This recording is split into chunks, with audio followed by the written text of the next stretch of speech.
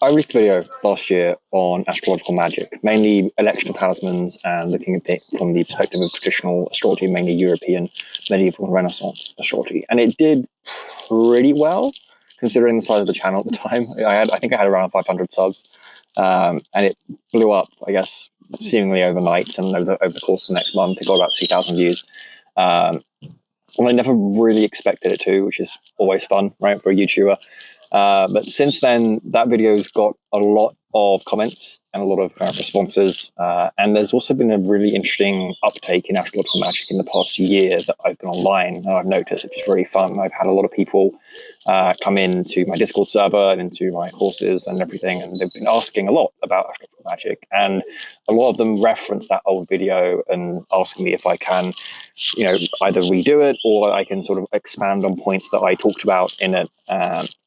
Way back then, and I was looking over my channel recently, and I'm kind of going through a big shift with it. I want to be re-recording a lot of my old podcasts and probably redoing a lot of my old videos to, I guess, just keep up to where I am now, where I've been growing for the past year or 2 years of being online and everything I've learned. And this video is kind of my first step in doing that. It's my attempt at revising my original and answering all the questions that got posed in those comments. And I've got since through Discord and everything else. Kind of just to show you guys how my practice has changed and matured in the past 2-3 years since I've been online, essentially. So I hope this helps. And as always, keep leaving comments, keep messaging me. And asking questions, and I will try my best to answer them. And as always, like, share, subscribe, the drill. Really helps me out, and I'd love to have you as part of the community. So with that, let's go on the video.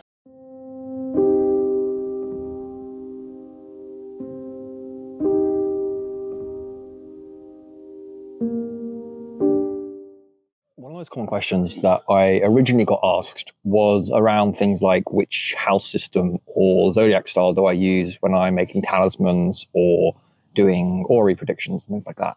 And while I can understand the confusion around that, because obviously there are tons of them, I think that's the wrong place to start. So what I'm going to do with this video is I'm going to split it off into 2 sections. The first is going to be the video that you're watching now, which is going to be kind of a Platonic theurgic primer for understanding astrological magic, because as my practice has evolved, I think astrological magic is a very good inroad into the theurgy of Iamblichus and Proclus. That is, in a way, kind of its ancestor. So I kind of want to talk about the worldview and some of the assumptions and ways of understanding what becomes the astrological worldview in the medieval and Renaissance periods. And then in the next video for this, with part 2, I'll sort of redo the sections on things like rules and rulerships and stuff like that, right?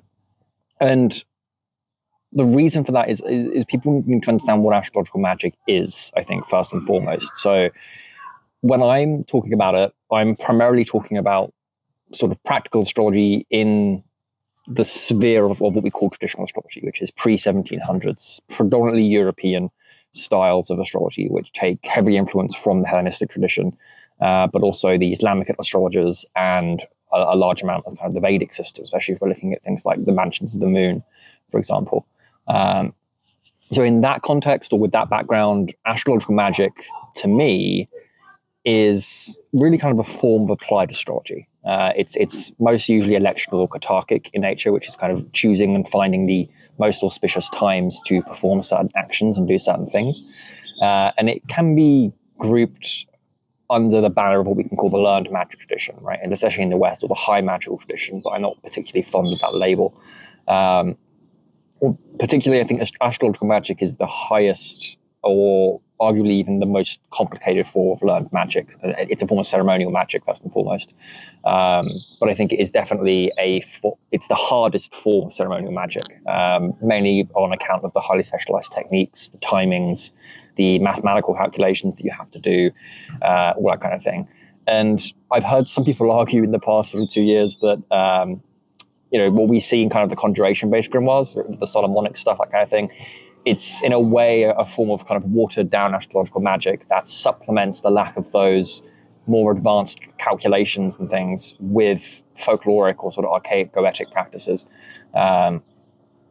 as a kind of a recompense for it, I guess. Now, of course, that isn't to say things like grimoires or conjuration-based stuff or folklore is any less than astrological magic. I'm not kind of an astrological elitist at this point. I think it's just important to understand that they're different systems, right? That they are different systems with different goals. They have different mechanics at play. Although there are obviously sort of some overlaps, more or less, right?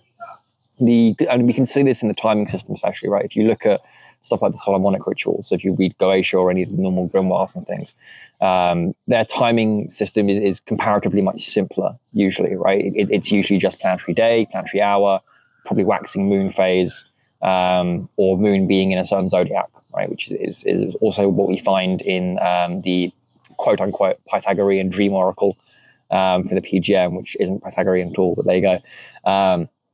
There is also another one, another condition that people don't reference as much, but I think is really important, which is the clear weather. So when you're doing an evocation or doing any kind of ritual, the weather outside should be clear. There are a number of reasons for that are some of the more kind of lesser known grimoires explain, but people don't talk about as much. For instance, the Lucidarium. If you read the Lucidarium Artis Necromanticae, it explains that the way a lot of these spirits that we're working with will sometimes manifest is through weather-related anomalies. For example, if you are evoking, say, a lunar spirit, one of the ways that will manifest is rain will start to fall outside of the circle, for example. Or if you're evoking a solar spirit, you will start to sweat profusely. And obviously, a clear weather environment will be a lot easier to kind of apprehend those manifestations of certain spirits, which is why that's also prefigured.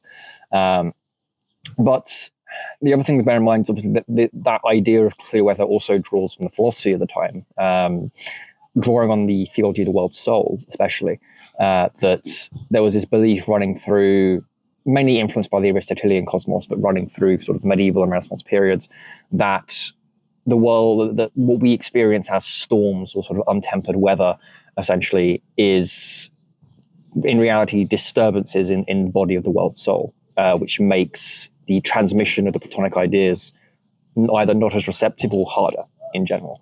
And that's why a lot of the time when magic is being performed, they call for, or at least the traditions that draw from more Platonic sources call for clear weather.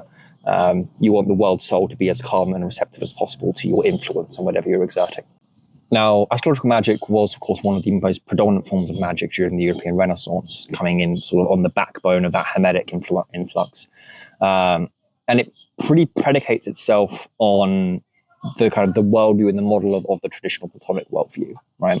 That means, to sort of simplify things as much as I can, that it operates primarily, or the agent of causation, so to speak, is the principle of cosmic sympathy, right? So sympathia, mainly being mediated through the world soul.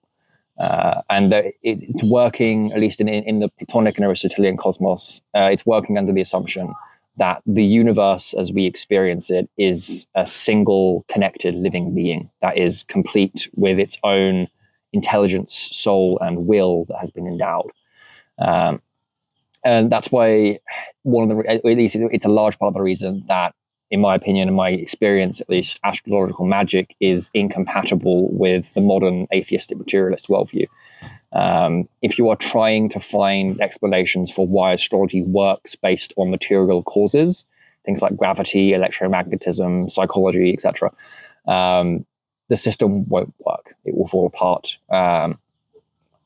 Not because it's wrong or there's anything bad with it. It's because that it works through a different model of logic than we work with in a sort of post-Descartesian philosophy. Right? Because post-Descartes, all of the models, all the causes, I guess, if we're going by Aristotle's understanding, were collapsed into a single sort of reductionist cause, and they redefined reason through the lens of rationalism, right? Which led the basis, or led the way for our materialist view of things. And astrology predicates itself on just an entirely different worldview, an entirely different system of causation. So it can't be kind of shoehorned into modern theories of causation, which are, hyper reductionist for the most part, or at least modern theories of logic, right? And that is, with that in mind, I think that's also one of the things that's one of the challenges with people who are asking me about like sidereal and constellational zodiacs a lot of the time. it's oftentimes one of the objections that people raise against like astrological magic. If you're using, say, a tropical system or a tropical zodiac, they'll say, oh, well, you should be using constellational zodiacs or sidereal zodiac because it's more accurate to where the stars actually are. And the problem with that is it doesn't really matter where the physical stars are because we're not necessarily working with physical stars. We are working with the ideas and the archetypes behind them. And that's not to say that constellational and sidereal zodiac doesn't work. I've seen practitioners try and use it. I have seen them use it, and I'm sure they've got results with it. So I'm not going to be arrogant and say that those kind of models don't work. But I do think trying to shoehorn astrology into a very kind of physicalist box and make the zodiac signs line up with the physical stars and constellations that they are now, I think it's missing the point of the system, and it divorces it from its kind of Platonic worldview, essentially. And it's also one of those things because the Hellenistic astrologers were fully aware that their zodiac signs did not line up to the physical stars. They were fully aware of the precession of the equinox, and that the things, certain stars did not line up across the ecliptic. It's one of the reasons why Ophiuchus was never a 13th sign; it never crossed the ecliptic. But they didn't really care. That's the thing, because they saw the signs and the figures as representing the ideas and the archetypes, and they were sort of reflective of the realm of forms in Plato's theology, right? More so than they are reflective of physical things. We run the risk of kind of slipping into scholarly Platonism, where we double the world of forms ontologically as kind of a world of objects, or in various we apply the world of objects onto the world of forms, which is something that Plato kind of thoroughly demolishes in the Parmenides, right? And, as I said, this primarily works through the doctrine of cosmic sympathy, right? So sympathia, or for Iamblichus, sort of sorted matter, right? The paternal tokens. And while this idea of cosmic sympathy is most commonly associated with the Stoics, people think it's a Stoic philosophy, it actually has its earliest exponent in Plato more than anything else. Because for Plato, he holds this notion in the Timaeus that the universe is a single living being that is mirrored on a smaller scale in the structure of us as humans, right? And later philosophers, a lot of the time, actually explicitly saw the human being as a form, or as a kind of a reflective form of the essential man, right? The essential human, which is a microism of kind of the macroism, and therefore we possess a structural similarity almost, and functional sympathy in a way with that macroism, right? And this is what's behind that Hermetic idea of as above, so below that we see in the Oral Tablet. But when you're looking at the Hellenistic worldview, especially, what that macroism is, the cosmos, it's consisting of the 7 planetary spheres, or if we go up from the Earth, right, you have the Earth, the spheres of the elements, or even within the Earth, the sphere of the plants, the minerals, animals, animalia, us, for example. Then you have the sphere of the elements, and then you have the 7 planets, especially, which are obviously the classical planets. And beyond that, then you have the outer sphere, the 8th sphere, the fixed stars, which contains usually the decans, or the images of the decans. And the decans and the fixed stars were thought to be dwelling within Ocean, which is kind of the universal ocean, right, into which the fixed stars descend and rise each evening, right? In a much more kind of general sense, I guess we can say, the universe itself, I think, can be understood as consisting of sort of wholes and parts, essentially, right? Well, the universe is made up of lots of parts that together form a whole, essentially, on various different levels, right? And the parts of the universe were thought to be able to influence each other in their own way, especially at a distance, sometimes, in the same way that, say, organs of the body can influence each other without being spatially near to each other at the same time, and the reason that exists, the reason that can happen, is that the universe, being a single competent living being, is connected by cosmic chains of sympathy inside that unified body, right? And the planets, you want to kind of think of it as being organs in the body of the cosmos, and in that case, we, as inhabitants within the world soul, are like the cells of the cosmos, essentially, right? That's why I think it's important, first and foremost, to establish kind of the basic Platonic and Aristotelian hierarchy and worldview that gets you familiar with how the system works. So at the heart of reality, let's say, is the divine mind itself. It's God. Let's just call it that. That's the easiest word to describe it, I guess. And that God is oneness, right? It's single unity. Its essential nature is unity. It's decisively simple, absolute, all the usual stuff. And if we're going by sort of Chaldean theology here, so sort of late Platonic, the one's job is kind of to think up the Platonic forms, right? As almost as archetypes or ideal designs, so to speak, right? Parademia is the word Plato uses, so paradigms. And contra some of the other Platonists, in my experience now, I tend to follow Iamblichus in his understanding of the demiurge, or the one as a kind of generative, active monad over and above an abstract kind of philosophical or conceptual principle that you kind of, is existing somewhere separate. I tend to follow Iamblichus's view that the one, or the demiurge, is a generative principle that is forever engaging in theurgic procession and reversion. And I'll get to that in a minute. But in general, we can say that mediating between the one and the many, which are in fact the same thing, right? If we go via Plato's Parmenides, we have a self-contemplating second God, which is, in Hermetica at least, is identified with the cosmos itself, right? The demiurge is the sun and also the cosmos itself. And the demiurge for Plato is an artificer, right? It's a maker, first and foremost. And for us, at least, when we think about it, it is the first discernible characteristic of the one, at least logically speaking.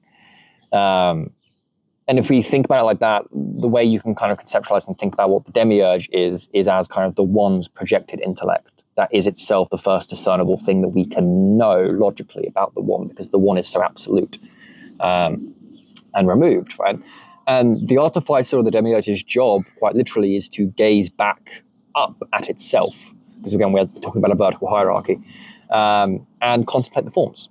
That's the entire point of it, right? The idea is that for the demiurge to contemplate the forms and in turn fashion them into images, which will then inseminate into nature as a body, right? And this is one of the things with nature that Plato discusses in the Timaeus, that nature itself is an empty spirit. Nature is fundamentally empty of its own thing, because there is the chorda, right? There is the blank kind of nothingness between the one and the many. Nature has no form of its own, so to speak, right? But it's an empty womb, so to speak, that is taking the Platonic forms into itself and birthing the images and reflections which we see, sense, and feel as physical things in reality proper, right? The hulic matter. And there's a really beautiful sort of imagery of this in the Chaldean oracles, where the demiurge is likened to Zeus kind of throwing thunderbolts down into the passive womb of nature. That creates, I guess, all of the reality that we experience, right? Now, at this point in my study, I tend to follow R.D. Archer-Hines translations with the Timaeus in considering the demiurge as identical with the autogathon of Plato's Timaeus, so the good, right?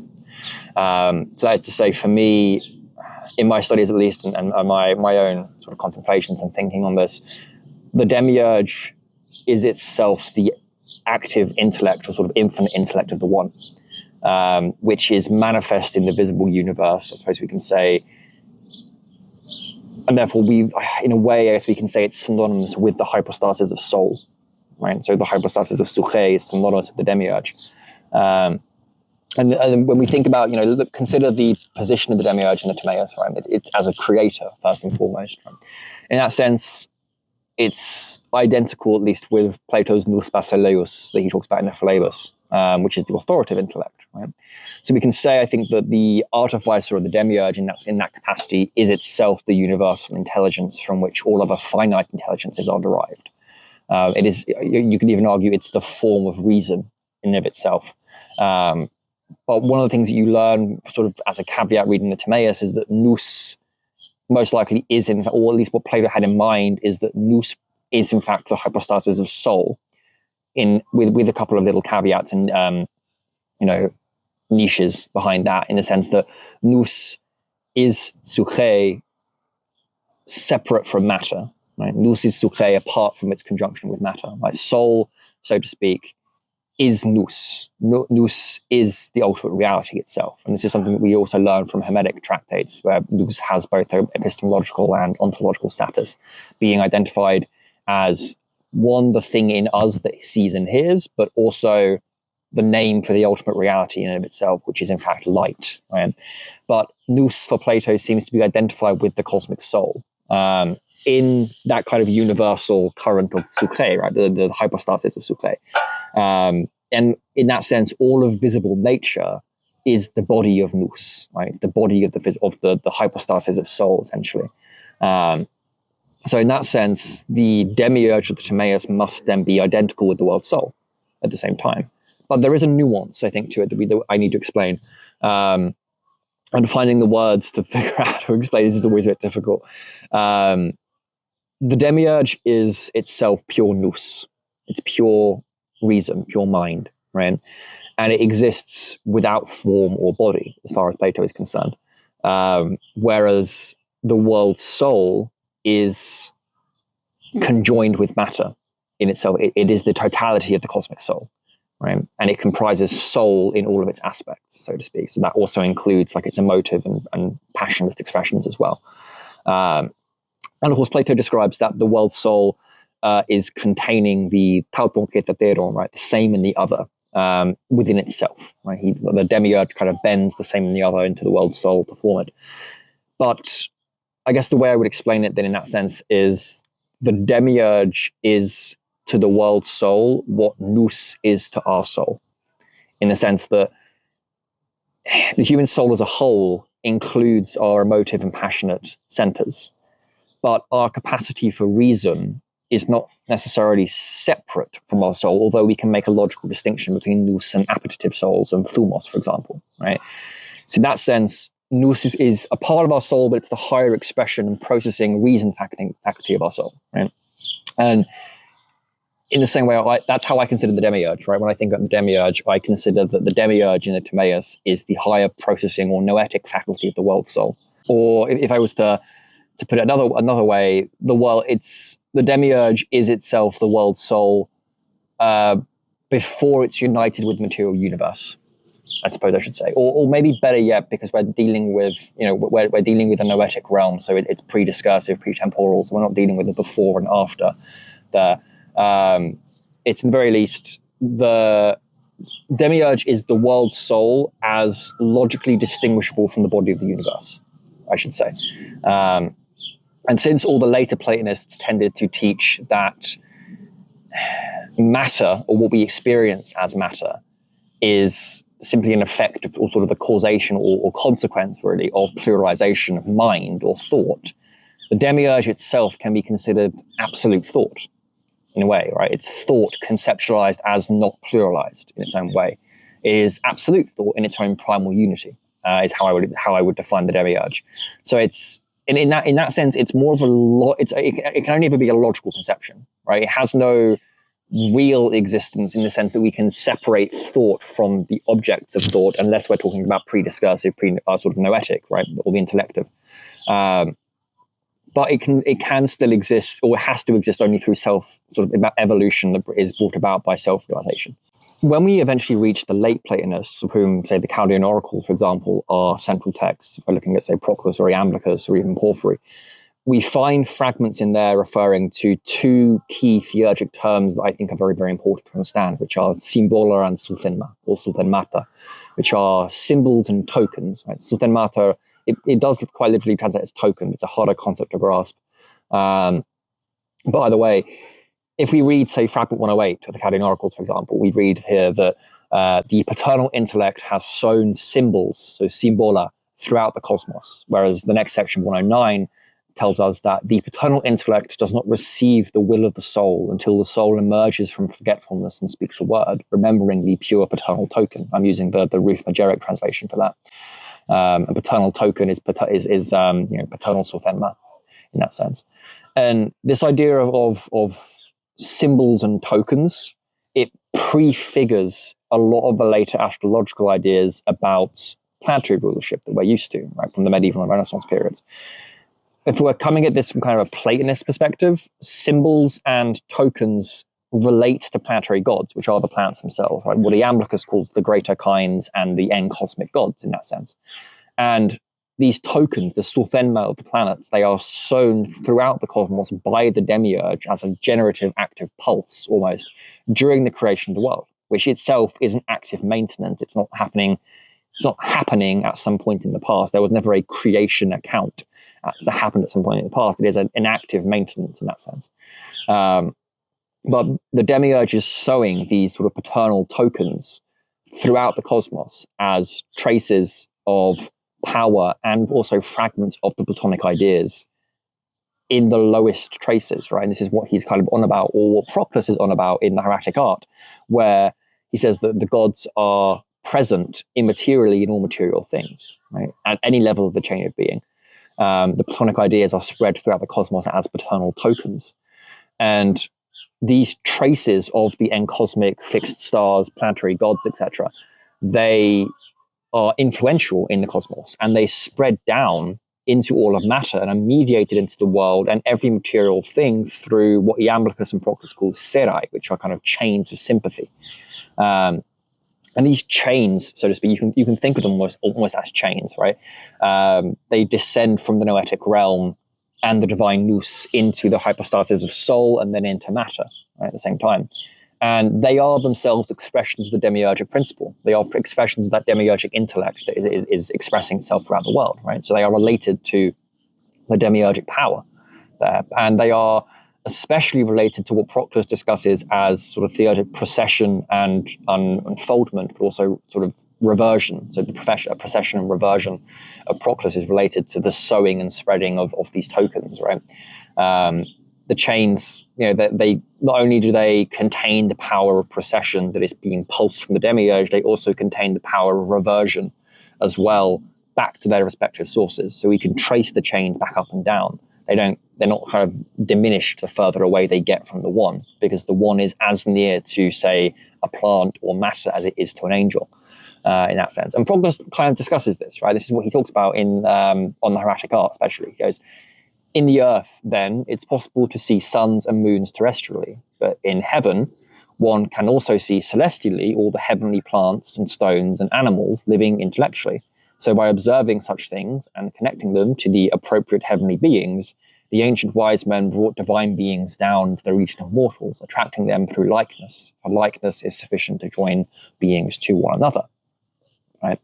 And then later on, compare that to, say, Ficino in the Three Books of Life, where we find him kind of restating this idea, especially, right? He goes, the chain of being descends by levels from any star through any planet under its dominion. If you combine at the right time all solar things through any level of that order, such as men of a solar nature, animals, plants, metals, gems, you will drink in unconditionally the power of the sun, and to some extent the powers of the solar diamonds. So what they're talking about here is that theurgic process of procession and reversion, especially, right? And when understood by an astrologer or a theurgist, the chains, the serai of cosmic sympathy, they don't just send planetary influence or divine influence down into matter. They can also go the other way, right? Because matter itself is a self-contemplating nous. And we can use I guess what we can say is it's kind of corresponding material manifestations of a planetary chain to traverse it back up to the intelligence that rules it, usually identified with its fixed star or planet, right? And we can partake of that Platonic idea and the token that's being spread throughout the universe ourselves by engaging with it. Right? And these chains of being are the defining expressions of cosmic sympathy. And they are driven by what Iamblichus calls the theophilia, right? The divine love that holds the cosmos together. And by understanding those chains and finding kind of the occult virtues that lie hidden in nature, and then using them in ritual, it allows us to participate in the demiurgic activity of the gods. Right? And that's why I often make the argument that astrological magic is a descendant of the theurgy tradition, right? Which is very interesting. And that's really a core principle at play, I think, here. When we're making astrological talismans, for example, it involves, the theoretical process, the theoria behind it, essentially, is you are capturing a part of that chain of being, a part of that chain of expansion. You are tapping into that procession and reversion process that we're talking about, right? And you're doing that by capturing or aligning, say, all the plants, all the power of plants and minerals and rocks and things that are partaking in that chain, and aligning it with the fixed star and the deacon that rules that materia, right? So whether it's plants, animals, stones, metals, whatever that belong to that chain of influence, you align them together, right? And when I say belong to that chain of influence, I mean everything in the sublunary sphere that forms a part of that planetary idea, or that planetary chain, or idea chain, essentially, right? And that chain will be headed by a conscious intelligence of some kind. So, to give an example here that I think I used in the last video, take Jupiter, right? The concept of justice as a whole, right? So it begins with the divine mind emanating and thinking up that Platonic paradigm of justice. And it will think up the ideal justice in the noetic realm. And the demiurge will, through its own self-contemplation, then take that perfect idea and fashion the chain that is, and sort of head it up with a variety of greater kinds that are probably derived from the same essence of that original idea, and spread the chain throughout the cosmos and sow the paternal tokens there throughout the universe. And the idea of justice will then begin to manifest throughout the known universe in that sense, right? It will manifest in the physical celestial world as the planet Jupiter. And it will also manifest as abstract concepts, things like colors, weight, size, being, etc. Right? And as that chain progresses deeper into the realm of matter and deeper into which is in fact just the realm of the world soul, it plunges deeper and deeper, and it reaches us, and then it manifests around us as lawyers and judges and courts and our personal understanding and concept of divine order and justice. So the core idea here is that aspects of a divine chain can be found in things that share part, or at least partake of that procession and version of the original idea that is sown throughout the cosmos in that sense, right? And these things, when this comes to our discussion of materials, right? These things can be objects or material things, absolutely. Things like gems, stones, metals, plants, etc. But I think the thing that people often miss is they can also be intellectual. They can be abstract concepts as well, right? So things that partake of these planetary chains of influence, they can also be concepts and feelings, things like temperance, solidity, unreactivity, stability, etc. All these kinds of things, right? Every object in some capacity is ruled by every planet to some degree. The only thing that differs is the quality that you're looking for, not necessarily material alone, right? So it's very reductionist to view it as saying, oh, well, I want to work with the sun, so I need gold. Or I want to work in Mercury, so I need quicksilver or mixed metals or copper, or for copper for Venus, for example, right? That's too reductionist, because every planet rules every material in some capacity, right? Take gold, for example. We say it's ruled by the sun, and it is, absolutely. It's ruled by the sun if you're observing the quality of color or association, because it's the metal of kings and nobility, for example, right? But gold is also equally ruled by Jupiter, because it's a heavy metal, it's stable, and it's temperate, and it's unreactive. It's also ruled by Saturn on account of the heaviness as well, right? It's a very kind of, not dull, but it's a very dense metal, and that's a Saturnian quality. So gold is co-ruled there by the Sun, by Jupiter and Saturn at the same time. And probably also Venus on account of its shininess, right? Or the moon on account of its reflectivity or reflectiveness. Matter is, again, or nature, I should say, is the body of the divine chains. It's the womb that collects them all. So it partakes of all of them at any given moment, right? And understanding which things partake of which chain is not actually that hard to do, right? You can use your own sense of endowed reason for this, your own nous and your capacity to understand the correspondences when you understand how this works, right? When you understand basic planetary emphasis and you understand this process of reversion, then you can understand how this works, right? If you are unsure of which chain or herb something partakes of, or which chain a herb partakes of, for example, right? You can discover that quite readily through things like smell, or taste, or touch, or feel, that kind of thing, right? So if you're looking for the idea of joy and sweetness or abundance, for example, those things we know are ruled by Venus and Jupiter. They are partaking of Venusian and jovial chains in that sense. So things that smell fruity or pleasant can therefore be grouped under their rulership in that sense. Equally, things that are rough or stringent or sort of sour and harsh, I guess we can say, they are more martial and Saturnian in that sense. We're talking about ideas and concepts here, right? So when we are desiring to trace a planetary or a stellar chain back up to its source and partake of that essence and that idea, then you are essentially bringing together the things that are partaking of its procession and reversion, right? So under its rulership, which is within its chain, right? The things in its chain. And then you are making use of an archetypal image that represents the end cosmic or stellar head of that chain, so the planet or the star, right? And that image that you use, that you will inscribe on it, recalls the divine idea in that sense. Most often, usually being inscribed on, say, an appropriate materia of some kind. And again, there's a lot of obsession around materia. Material doesn't really matter. You can make paper talismans for all that really matters. Right? It doesn't work. It doesn't matter. The only rule is that a materia shouldn't be contrary to the chain. Right? I guess that's the only thing I would say. And then when you've inscribed an image on appropriate materia, then you make an invocation to the ruler of that chain. Right, which is going to be either a planetary intelligence, a fixed star intelligence, or an angel, if we're going by the medieval and Renaissance standards, right?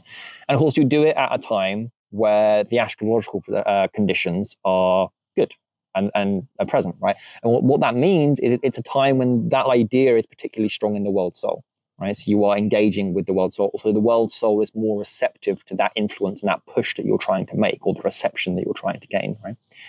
And this is, to me at least, the key point in understanding astrological magic in that sense, right? You are not speaking to an inanimate object when you are making a talisman. So the planet or deacon that you're working with is a living, intelligent being in and of itself, right? It's one that you should aim to build a relationship with, not just ask for one-off things and hope for the best. In fact, generally, you'll find that the stronger your relationship is with the head of the chain, right? So the end cosmic god or the stellar god that rules it, the stronger its manifestation will be in your life. Equally, if we're going by Picatrix, for example, book 1, chapter 5, planets that are well dignified in your birth chart or your natal chart will often create stronger talismans, and you'll have an easier time working with those planets because your chart's already done it with me. So for me, for example, I have a heavy mercurial influence. My chart is ruled by Mercury. Mercury is very well dignified in my chart, like I think. So I work very well with mercurial spirits, first and foremost. And also mercurial talismans always work very well for me. And that's the kind of thing. I generally take the approach of being an astrological priest more than an astrological magician nowadays. So I follow kind of the Sabians at Haran more than approaching it from a magical perspective. And Iamblichus certainly has some things to say about the difference between theurgic and magical approaches, right? And that's the same thing, I guess, which is really fun to think about.